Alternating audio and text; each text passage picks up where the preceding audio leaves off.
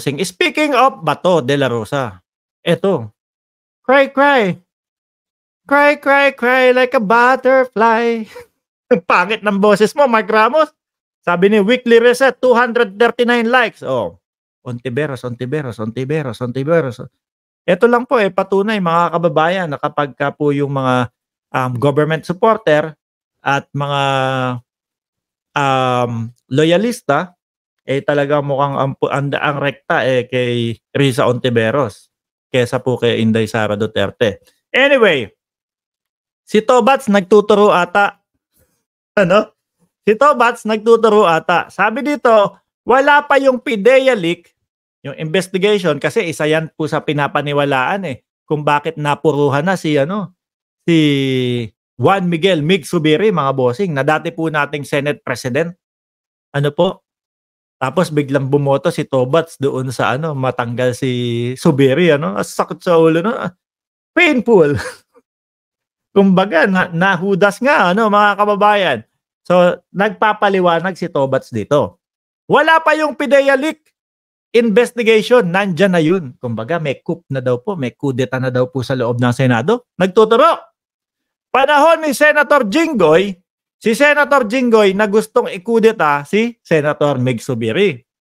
But we were successful in fending off that coup. Ayan.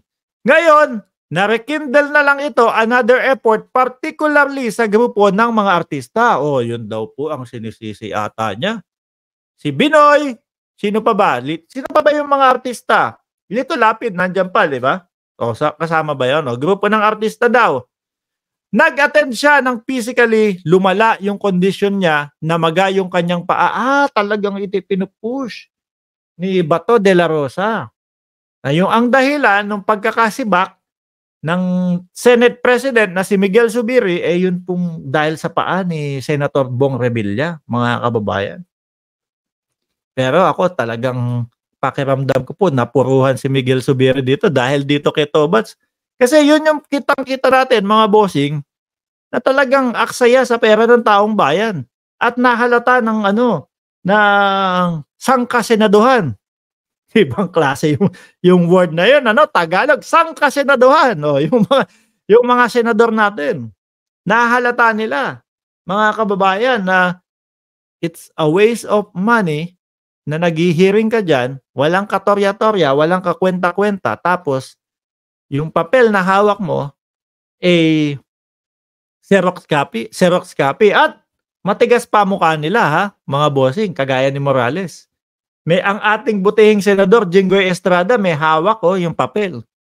Yung papel na kumbaga nandoon yung pangalan ni Morales. Aba, sabi, tingnan ko nga kung yan ay totoo. Samantalang yung ipinipresenta nila, mga kababayan, lang, Xerox lang, may butas lang ng puncher. Di po ba?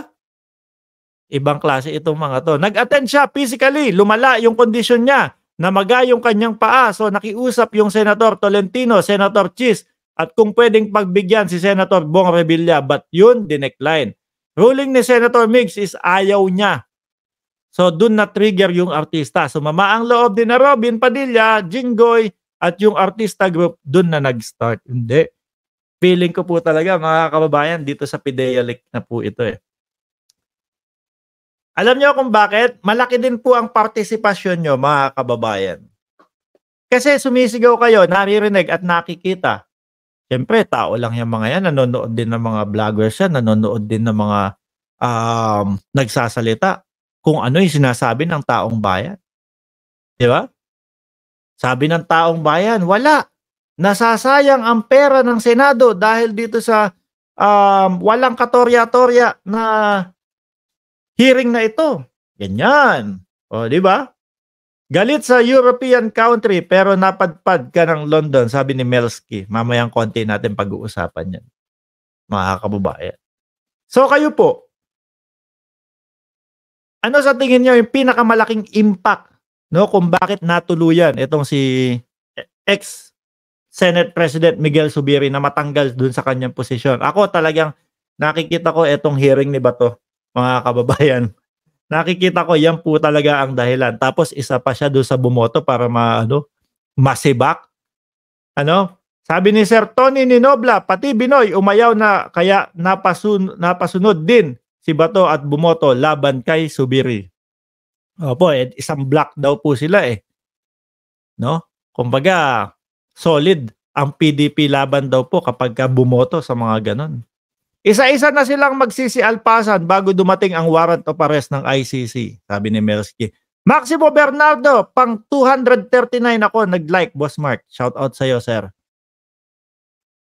Oh, paano yan? Kasi mga kababayan, bukod po sa nasisisi na siya, ano? Bukod po sa naaawa na sa kanya, pati si Robin Padilla, mga bossing, nako, apektado din po ang kandidatura nitong si Senator Bato de la Rosa sa dadating na 2025. Kung pipilit pa siya na tumakbo sa Senado. Di ba Mitang 168? Di ba Melsky 317? Oh, kung ipipilit niya pa yon. Dahil ang nakikita natin mga bossing, talagang mukhang delicate yung kandidatura ni Boss Bato eh. No? Nagdelikado yan dahil po doon sa puncher na din mga kababayan. Dahil doon po sa puncher, ayun, delikado. Pero mo ba naman, sigaw ni Maharlika, wala na kaming tiwala sa iyo, Bato, kasi hindi nasunod. O hindi nangyari yung gusto yun ni Maharlika. O wala nang tiwala, isinigaw doon sa mga DDS. O sa susunod, wala nang Bato. Di ba? Yung mga DDS naman na nandun, oo nga, wala na yan si Bato. O ganyan. Kaya naman, etong kampo nila Banat Bay, mga kababayan, syempre, eto na lang yung huling huling alas nila eh. Ano po? Si Tobats na lang. Si Bongo naman,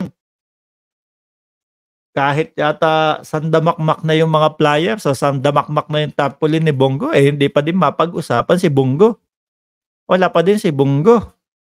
hindi pa din umaalagwa yung pangalan ni Bongo. Ulan ako! Aba, ikaw pala ang dahilan kaya malamig dyan kagabi sa Pilipinas. Ano? Shout out sa iyo. Romeo Miguel, si Palay, shout out sa iyo. Diba mga kababayan? Biruin mo, sa loyalista, walang boboto. Sa government supporters, walang OOTOB. Kay ATOB. Kay OTAB. Kakamping, 100%, alayan. Tapos nasamahan pa ng DDS. Nakisali pa ng DDS. Wala. Saan pupunta? Kung ako yon, kung ako po, mga kababayan, si Senator Bato, siguro iisipin ko, magpahinga na lang muna ako. Babawi na lang ako sa 2028. Baka medyo, alam mo yon, baka medyo magbago ang isip ng tao at makalimutan yung mga pangyayari. Di ba, Jerry Corio at Operian TV? Okay lang na nasa London si Digong. Malapit-lapit siya sa ICC, sabi.